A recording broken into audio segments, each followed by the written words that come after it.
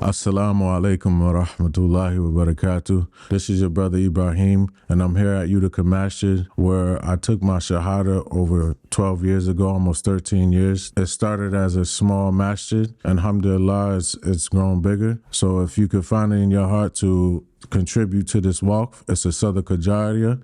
Even when you go, you will benefit from this. And may Allah reward you for your effort and your contributions. Did you always believe in God? I started out that way. I took religion very seriously as a young person. I remember I was given my first Bible when I was 12 years old, and I tried to read it from beginning to end. Yeah. I tried several times. I never made it, but I would serious. I think I got to Kings and that sort of thing where it gets a little bit boring and it's very just historical and dry. But I tried, and I was the one who was super insistent about, my mother took responsibility. Let me put it like that. My mother took responsibility for our religious upbringing. My father was sort of like a traumatized Catholic, and he grew up in a trailer park in a mobile home because my grandfather was a union carpenter. So they were constantly on the move. Yeah. So they never really put down roots like that when he was growing up. Sometimes he'd be in different schools twice in the same year. And so he was used to, so he didn't have roots in a church or roots in anything like that. And the little bit of Catholic schooling he got here and there, it was a very negative experience for him. So he never went to mass or anything like that. We would spend the summers with my grandparents, so his parents, and they would take us to mass. And then my mom, other than that, during the school year, it was my mom, who was not a Catholic. She was a Presbyterian. She really took it on herself to bring us to church every Sunday and get us involved in Bible study and things of that nature. But I took it very seriously to the point where I started to demand that we sit up in the front. Yeah. You know what I mean? And I was just a kid, but I was, even then, I was I started to become frustrated with people not taking it as seriously as I was ready to take it. I really wanted to take it seriously. I thought that if we're going to do this thing, let's do it. But the attitude of most people is just Sunday Christian. You just show up on Sunday, sing a couple songs, hear a little sermon, and then it's just back to whatever you do during the week. It's very compartmentalized. And I didn't like that from a very young age. I even got selected to go to, they have every 3 years, they have a youth summit for the Presbyterian Church. They call it the Triennium or something like that. And they have it, at least they used to have it at Purdue University. So I was selected as a youth representative from my church to go. And I went, and I forget how, I was a teenager at that point.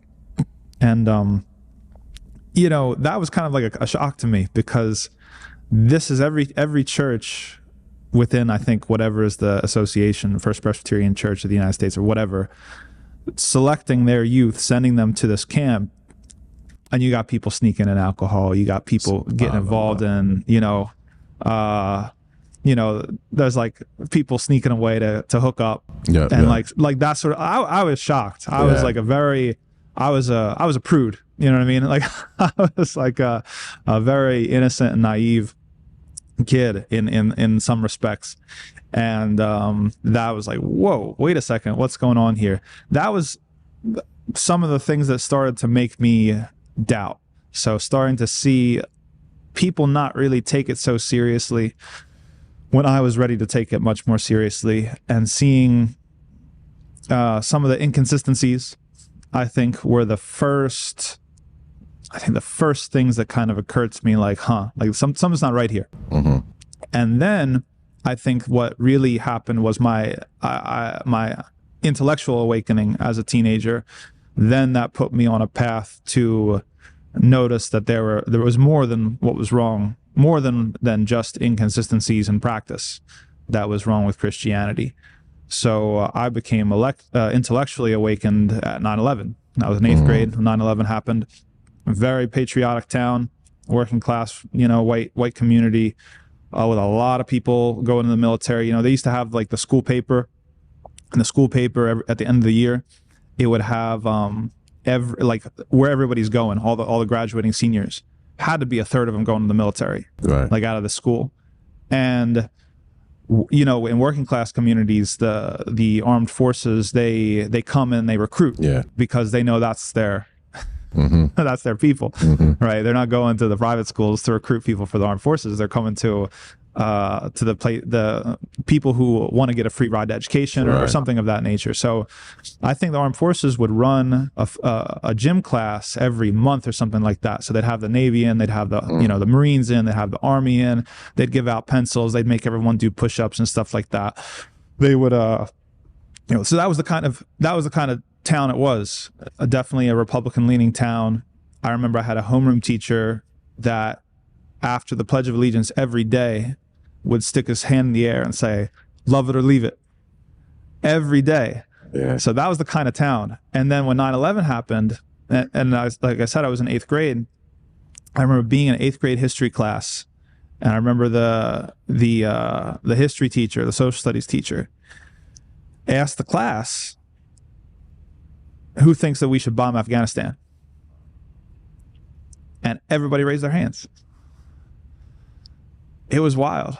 It was that moment again. Like I can't pretend like I raised my hand too. Like even just out of peer pressure, everybody was raising their hands. Like, and it was like a test question. Like, you know, there was only one right answer. You know what I mean? Like that was very, very obvious. But I had a similar, like something inside of me, like changed that day where I was like, something ain't right here. Like something's different.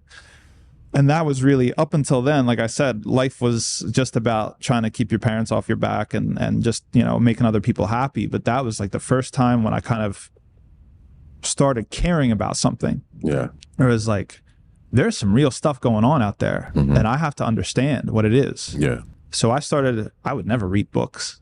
Like I started reading books. I started reading history. I started, you know, I got into Noam Chomsky and Howard Zinn and you know, all this stuff. And I educated myself about the political situation and what the United States has done politically for its foreign policy and also domestically, right? You know, living close to Philly, we, you know, heard about the Move 9 from a pretty early age, where the city government firebombed a whole city block in Philadelphia to take out the movement, you know, killing women and children and stuff like that. Like this was all stuff that I became aware of.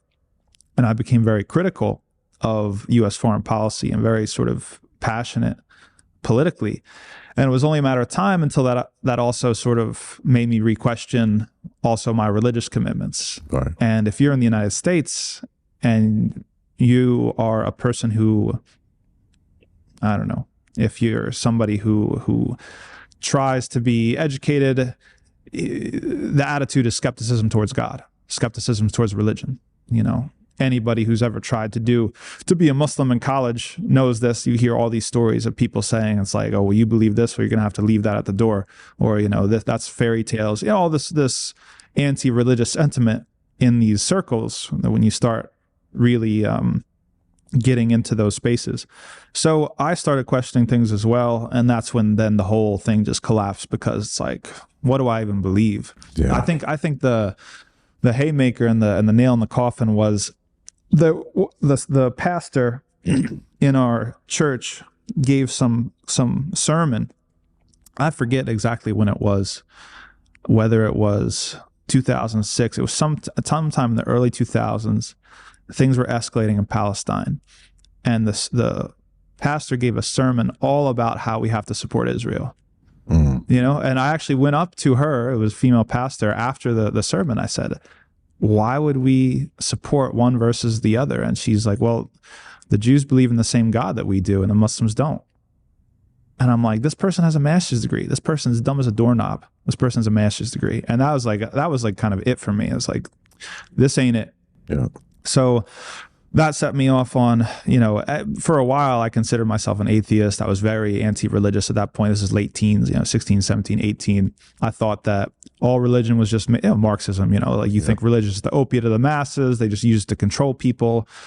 And I was politically on the radical left. So I in those circles, they're very anti-religious. So that was sort of what I was on until I got up to university.